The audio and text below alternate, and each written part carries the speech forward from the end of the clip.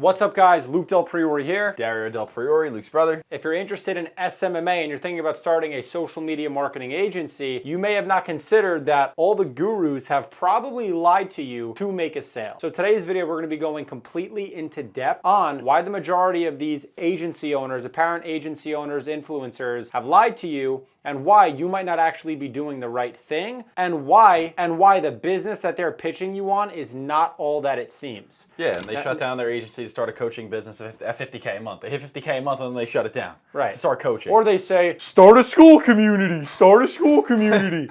What the fuck is that gonna do? You have no skills. You can't build a goddamn school community. Anyway, for some context, you wanna tell them kind of what revenue point we're at? I'll pull out the Stripe in case no one believes Just pull up the Stripe. I could tell you guys all the numbers. We'll just pull up the Stripe. All right, I'm gonna do it live too, by the way, so we could all see this live. So Stripe is the payment processor that we use. Face ID, that's my head. Today we only made $2,000, yesterday only 8. Very sad times. Last 4 weeks, we've done about 130,000 in gross volume through our marketing agency. We actively run a marketing agency called Del Priore Hospitality. It's got my last name on it. We have testimonies from business owners that use our services, and we run a real company. So you could do all the research in the world on us. We're gonna give you all of our background right now so you know what we're about. But before you start in SMMA, you need to know this. I hate the term. It makes it feel like such a gimmick. SMMA. Right. It's not a gimmick. You have to build a real company. It's like before you build a restaurant, before you build any kind of business, you need to know this. Well, first, you need to know our background. So guys, we started a content agency. We live in New Jersey, so what we did is we went around to every single local business near us, probably within a 5 to 10 mile radius. Yep. And we literally knocked doors for probably a month straight and closed maybe 1 or 2 deals. And just for some context, when he says, knock doors and what we did, basically the kind of video you're watching right now, this is content. We would basically pitch business owners on creating content for them. So we would go knock doors of car dealerships, restaurants,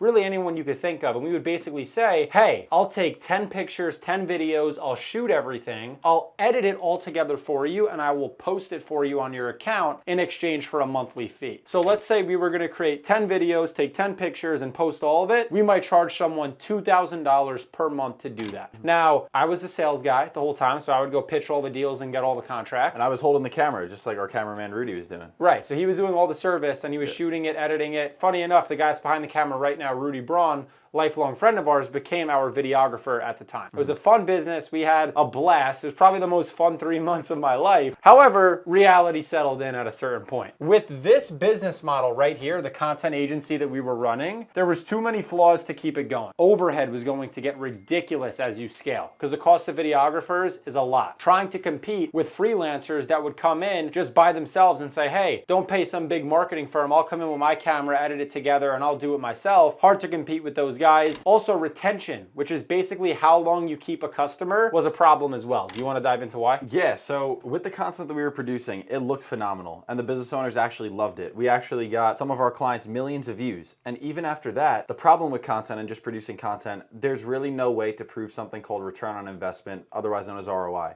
Right. So a business owner looking at our service is trying to justify, okay, why am I spending $2,000 a month on these guys? Correct. The content might look great, but where are people walking through the door? Like, how can I prove that this video got X amount of people through the door? Yes. There was no way to actually prove that. So our churn rate, if you guys don't know what churn rate is, that's how long you actually keep a client for. That was very high. Yeah. Our churn rate was through the roof. We would lose clients as soon as we signed them. They would stay maybe for a month, 2 months. So even though we got this business up to about 25K a month at its peak, we unfortunately ran into an issue. You know how much revenue we did the next month? 10K. Yeah. So that was a problem, right? And when you account for paying a videographer, paying editors, paying yourself, paying your taxes, you know what you're left with? Less than minimum wage. Just about. So we ate shit for a long time. Now, I shut that business down with the knowingness that I did not want to scale this business. Now, it's not that this business is not scalable. It was not the best vehicle for me and for him. So we didn't want to scale it. We pivoted to the current model that we have, which is actively a 7-figure agency, and it's constantly growing. And that's what we're gonna be breaking down today. And this is where all the gurus have lied to you. So just so you know, our current model is fully digital. So there's nothing that actually requires us to physically show up to a client's business. You want to explain the services we provide? Yeah, so essentially what we do is we provide something called search engine optimization, otherwise known as SEO. We set business owners up with something called a CRM, which is a client relationship management system where they manage all their leads for their business. And then we also provide paid ads for them on Facebook and occasionally. Instagram. We don't run we don't run a ton of paid ads, but the primary services we provide are SEO with a CRM. So basically, here's the thesis. Let's say this is a website on the internet, right? right? And it gets 2,000 people visiting it per month. Through SEO, like let's say you make a local search and you look up cafe near me, the cafes that show up first when you click on their website are gonna get the most amount of people visiting the site. Now, the theory is if we could take a website and we could get it from 2,000 visitors and we could get it up to 10,000, more people seeing the business that are looking for a cafe, whatever that kind of business is, the more money that business can actually make, right? So we're getting the business ranking on Google when people make a search. Now, what we're also doing is we're setting up what's called a funnel, okay? So if you drive someone into a website, like let's say we start getting more people into the site, we then have to consider, now that there's more people visiting the site, how do I turn these people into a paying customer?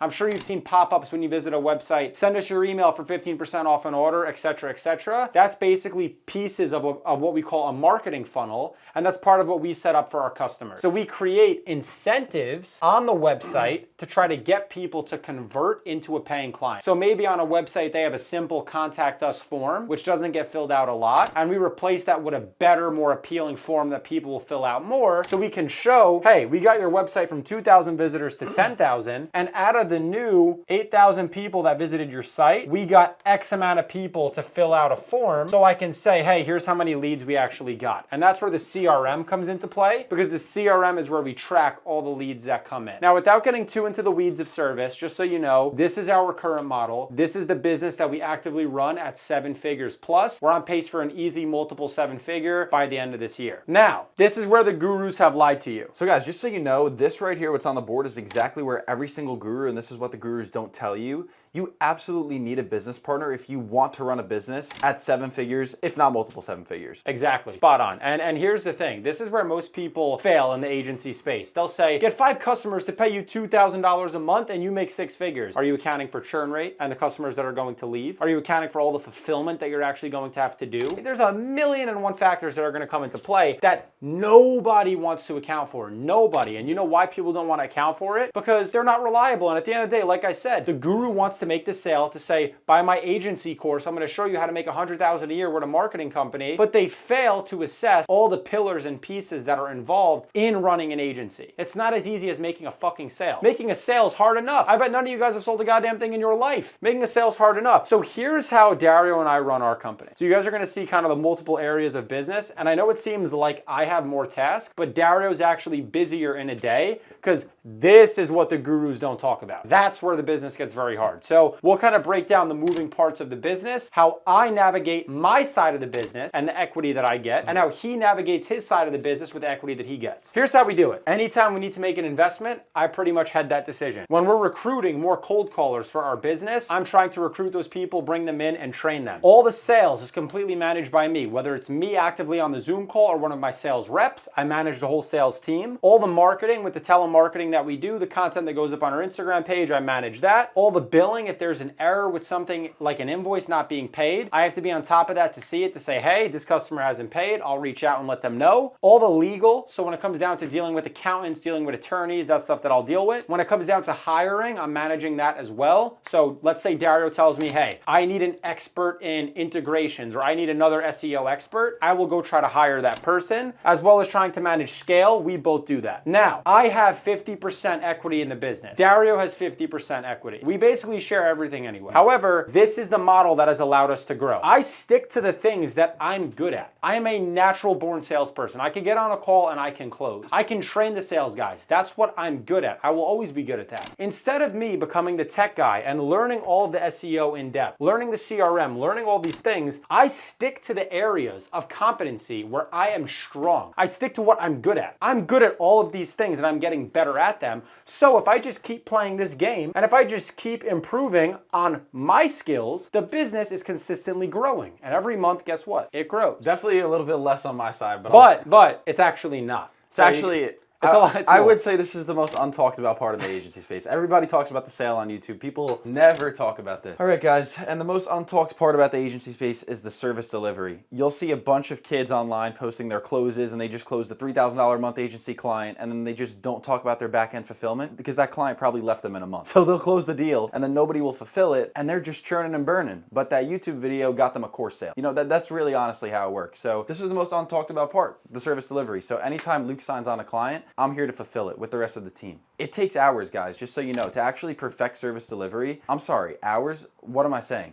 It takes months, if not years. I've been working on the service delivery for about 1.5 to 2 years, and I know I'm just at the tip of the iceberg. I You're barely just scratching the surface. Yeah, I'm just scratching the surface. So there's so much that goes into it. It takes months to build out just basic SOPs. If you don't know what SOPs are, they're called standard operating procedures, and you need them to scale. It's not optional. You absolutely need them if you want to hire more people. So to run an agency at 10, maybe 20K a month, you could do it, but if you don't know how to scale it and you don't have good service delivery, you'll just keep churning and burning at that revenue point. You have to perfect your service delivery. It takes months, if not years. So definitely untalked about. And guys, the fulfillment is hard enough, honestly. And just so you know, with service delivery, things are not perfect. And a lot of you guys don't want to work a 9 to 5, which I totally get. But if you're going to start an agency and your own business, get ready to work a 9 to fucking whenever.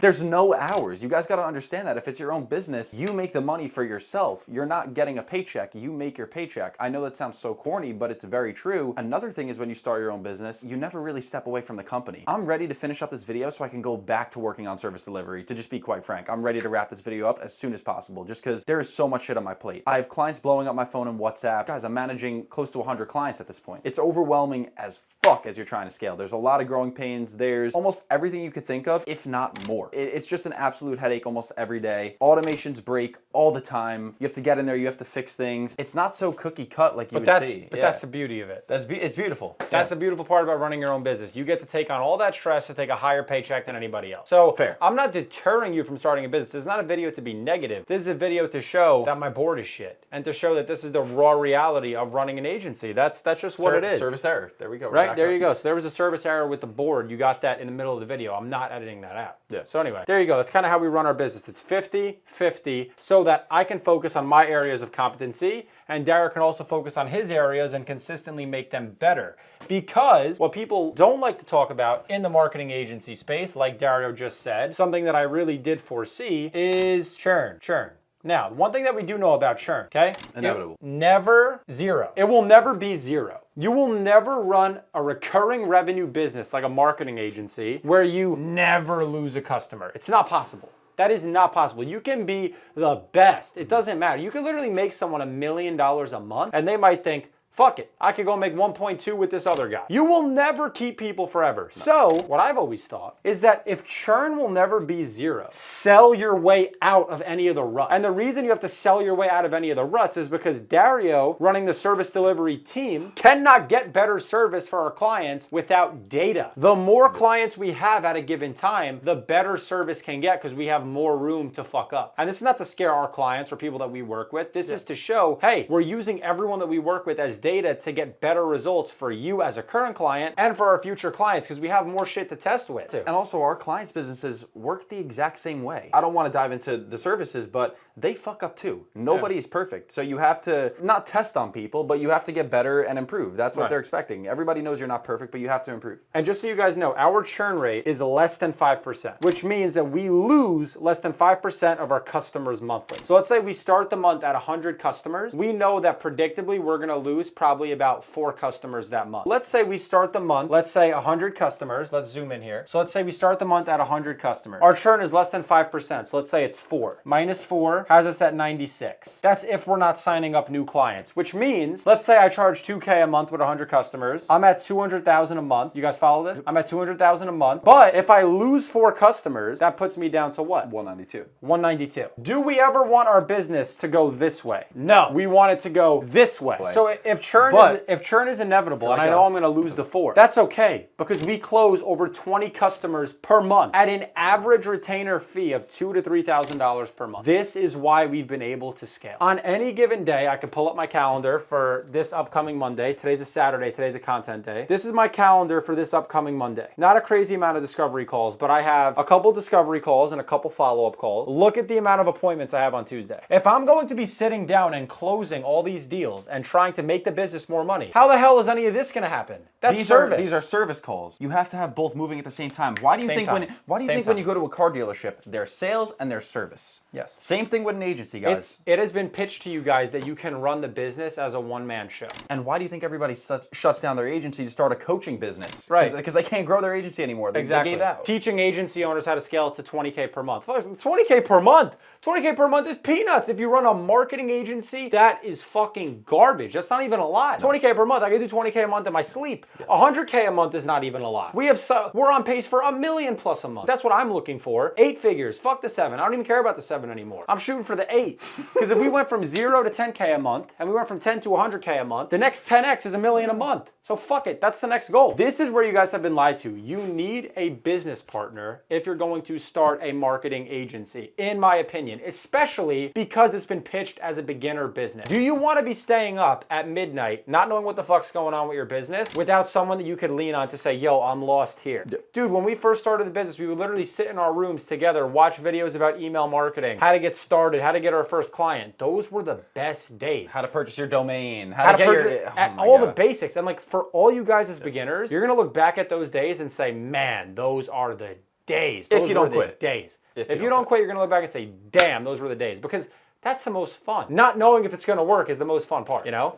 I would say if you guys are gonna start a marketing agency, get a fucking business partner. Stop going into these things blindly and alone. You are going to fail. I know multiple people from my town where I live that have tried to start marketing agencies. This is them falling flat on their fucking face. None of them have built successful companies. None of them. Not gonna say names, not worth it, but it's not to call those people out. It's to say, unless you run a better model, you will continue falling flat on your face because the model is not meant to be a one-man show. Why do you think businesses have CEOs, COOs, CFOs? Everyone's running a different department. You only have so many hours in a day. How much do you even want to work? If you're saying, yo, I'm willing to put in 12 to 13 hours a day of work, you still couldn't touch all of sales, all of service. And it's also going to put your mind in 2 different headspaces. If Dario were to take a sales call at 9 a.m., hop off at 10, that client's gonna say, prospective client's gonna say, hey, can you send me an email after the call so I can get information? No way. You cannot do that as a one-man show. So understand there's a difference between being a marketer, and let's say you get really good at running paid ads, you are a marketer, but you are not a marketing agency. An agency is an ecosystem. It is completely different. Okay, please understand this. If you guys want to start up an agency, get yourself a reliable business partner.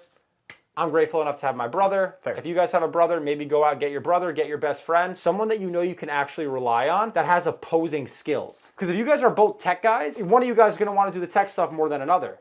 I'm a sales guy, he's a service guy. Beautiful. Opposing skills. We both run up as much as we possibly can in our certain division, and that's why we win. And just so you guys know, I'm not a technically born service guy. I wasn't born loving Go High Level. Yeah. I'm just not. I'm not technically wired like that, but I do what I have to do. Exactly. That's it. But you got better because you have background in music. Of course, and I do like being technical. I'm definitely more of a technical person as opposed to on the sales side. It's not to say I don't like what I do, but it took me a while to learn. Just so you guys know, I wasn't born with this skill. I didn't come out the womb knowing Go High Level and knowing how to set up a CRM. You know, it's just not things that I necessarily knew. So you have to take time to learn the skills. Just so you know, if you go into something, you're not going to know it right off the bat. It takes time. I understand. Get yourself a business partner. Get yourself someone that you can rely on. And if you're going to start an agency, make sure that you diversify the roles up front, set the expectations, and just keep going. I promise you, you're not going to fail.